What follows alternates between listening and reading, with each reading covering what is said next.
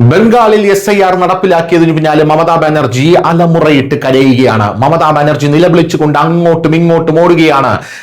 SIR നടപ്പിലാക്കിയ ബംഗാളിൽ ഇനി എനിക്ക് എന്താണ് കാര്യം എന്ന രീതിയിലാണ് മമതാ ബാനർജി ഇപ്പോൾ പ്രതികരിച്ചു കൊണ്ടിരിക്കുന്നത്. കോട്ടിട്ട് സുപ്രീം കോടതിയിൽ പോയെങ്കിലും സുപ്രീം കോടതി ചാണകം മുക്കിയ ചൂലുകൊണ്ട് അടിച്ചിറക്കിയതുപോലെയായി ഓരോ പ്രതികരണങ്ങളും. അതിനുശേഷം സുപ്രീം കോടതി നിയോഗിച്ച ജഡ്ജിമാരെയെല്ലാം തടഞ്ഞുവെച്ച് ഷോ കാണിക്കാൻ നോക്കിയെങ്കിലും ബംഗാളിലേക്ക് സൈന്യത്തെ പറഞ്ഞയച്ച് സുപ്രീം കോടതി കനത്ത മറുപടിയാണ് മമതാ ബാനർജി നൽകിയത്. ഇതൊന്നും നമ്മുടെ കേരളത്തിലെ മാധ്യമങ്ങൾ റിപ്പോർട്ട് ചെയ്തിട്ടില്ല. ഇപ്പോഴിതാ സുപ്രീം കോടതി പറഞ്ഞിരിക്കുന്നത് SIR-ൽ നിന്ന് പുറത്തായവർ പുറത്തായത് തന്നെയാണ്.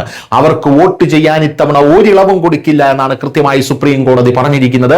SIR അതായത് ഈ തീവ്ര വോട്ടർ പട്ടിക പരിഷ്കരണം നമ്മുടെ നാടിന് വേണ്ട ഒരു കാര്യം തന്നെയാണ്. അത്രമാത്രം നുഴഞ്ഞുകയറ്റക്കാരെ കൊണ്ട് നമ്മുടെ രാജ്യം പൊറുതിമുട്ടിയിരിക്കുന്നു എന്ന് കോടതിയിലെ 7 ജഡ്ജിമാരെ ബംഗാളിൽ അവിടെയുള്ള മതമൗലികവാദികൾ പിടിച്ച് തടങ്കലിലാക്കിയപ്പോൾ കൃത്യമായി മനസ്സിലാക്കിയിരിക്കുന്നു.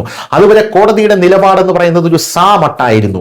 SIR നടത്തണോ വേണ്ടയോ എന്ന ചോദ്യത്തിന് കോടതി കേന്ദ്ര സർക്കാരിന് കത്തയക്കുക, കേന്ദ്രത്തിന്റെ മറുപടി വരട്ടെ എന്നുള്ള രീതിയിൽ കോടതി ഇരിക്കുക, അങ്ങനെയൊക്കെയുള്ള സെറ്റപ്പായിരുന്നു നമ്മുടെ കോടതി എടുത്തിരുന്നത്. എന്നാൽ കോടതി ഇപ്പോൾ നേരിട്ട് അതിന്റെ ചൂടറിഞ്ഞിരിക്കുന്നു. ഇപ്പോൾ ഇതാ പുറത്തു വരുന്ന വാർത്തകൾ അനുസരിച്ച് SIR-ന് കീഴിൽ 12 സംസ്ഥാനങ്ങളിലായി 5.2 കോടി ആൾക്കാർ നമ്മുടെ രാജ്യത്ത് നിന്നും അപ്രത്യക്ഷമായിരിക്കുന്നു എന്നുള്ളതാണ് മനസ്സിലാക്കാൻ സാധിക്കുന്നത്. ഇവർ പുറത്തായിരിക്കുന്നു.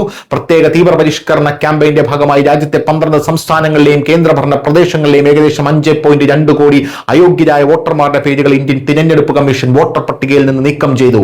മൊത്തം വോട്ടർമാരുടെ 10.2% നീക്കം ചെയ്ത വോട്ടർമാരുടെ എണ്ണം. വോട്ടർ പട്ടിക ക്രമപ്പെടുത്തുക എന്ന ലക്ഷ്യത്തോടെയാണ് ഈ ക്യാമ്പയിൻ നടത്തിയതെന്ന് തിരഞ്ഞെടുപ്പ് കമ്മീഷൻ പറഞ്ഞു.